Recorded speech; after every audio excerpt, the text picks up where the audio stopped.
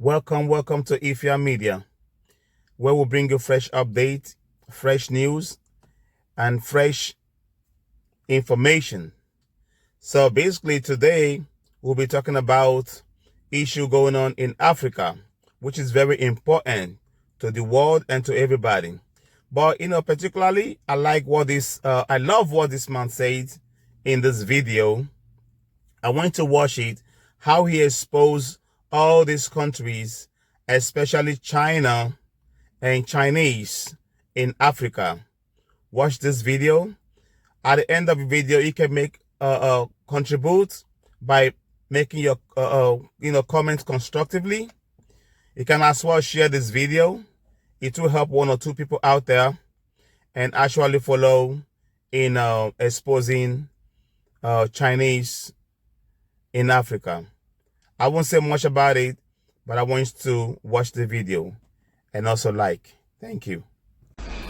Mr. Liu, China is no solution to Africa. China is one of the worst things that Africa will experience in the years ahead. I'm going to give you at least 4 facts. First and foremost, China has an overgrown population that they do not have where to accommodate that population. Africa has virgin land. Africa has arable land for agriculture as well as space to accommodate people. China is envisaging Africa as a place that they will be able to accommodate their overflowing population, since Chinese can easily live in Africa comfortably. And that is China's projection. That's why you see their own approach to Africa is not colonialism. Colonialism actually is coming to Africa to sign treaties, negotiate, and put leaders in question, set up systems, then go back to their country where they control from there. China is not doing colonialism. China is doing buying over. Buying over is an advanced dimension of colonialism, which the colonialist does not live in his place of origin to rule overseas. He comes to dwell where he wants to control.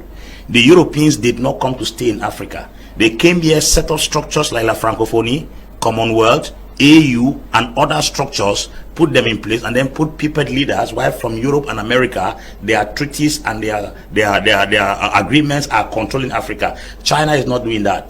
As a matter of fact, China trades as a nation. China does not trade as individuals.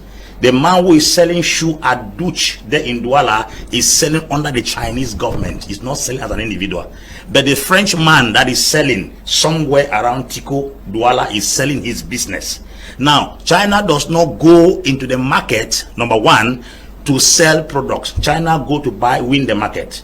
Win the market means they will gain 5 francs for each product and attract everybody towards their direction. Something happened with Jack Ma recently. Jack Ma was sued in China and he paid a sum of $10 million because Jack Ma violated an international law that made him almost a sole trader in almost every app in China. He created more apps and put his product in all the apps. So if you leave TikTok and you are going to Changchun, you will still meet Jack Ma. You leave Changchun, you are going to Ziting, you will meet Jack Ma. So Chinese government caught that. But that's the same thing China is doing. China is putting itself in different apps that is the same product with different names. So China is in Africa not just to colonize. China is in Africa to buy over Africa. That's the first thing. Number 2, Chinese in Africa, number 2, are buying lands.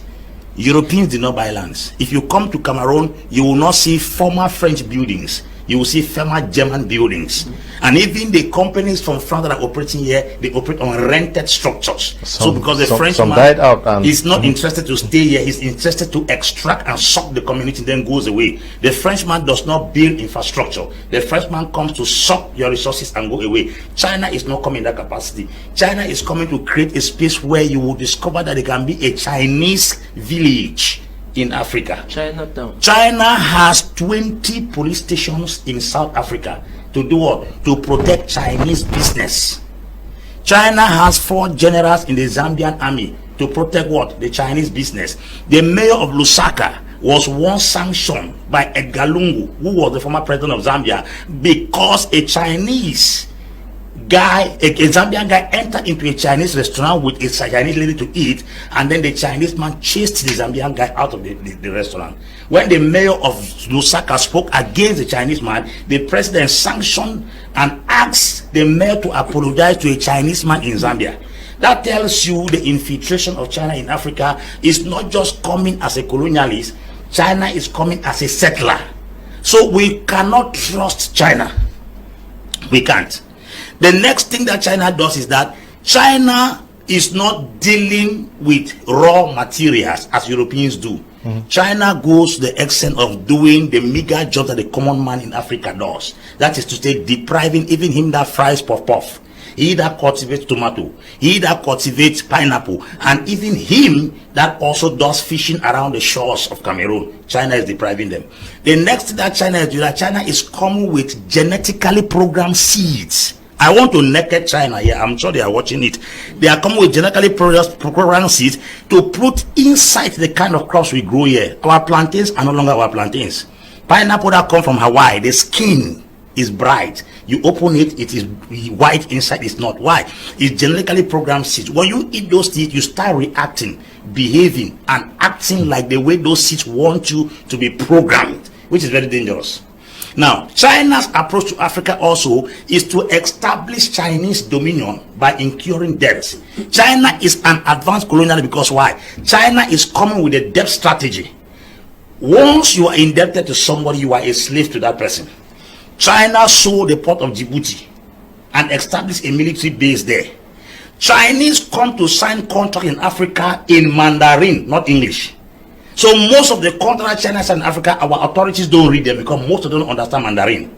How do you explain that China want to construct a spur in Dar es Salaam and they will run the port for 99 years before handing it to the Tanzanian government? Now this person who was the president, Jakaya Risha Kikwete, read those things and then signed it. Unfortunately, the thing was not completed before Magufuli came to power. Magufuli had to call somebody who understood Mandarin to read it. When he read it, he said only fools can sign such contracts. He annulled the contract.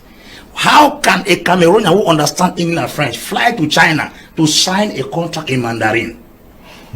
It tells you the kind of way we reason. Okay. I'm asking, in the 21st century, Mr. Liu, if our authorities who are learned can still be acting this way, there's something is wrong. Yeah, but Apostle Ambe seems to be too hard on China.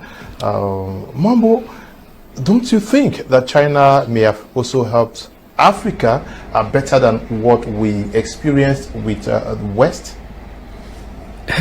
Mr. Liu, the West, just like China, has never and will never help Africa.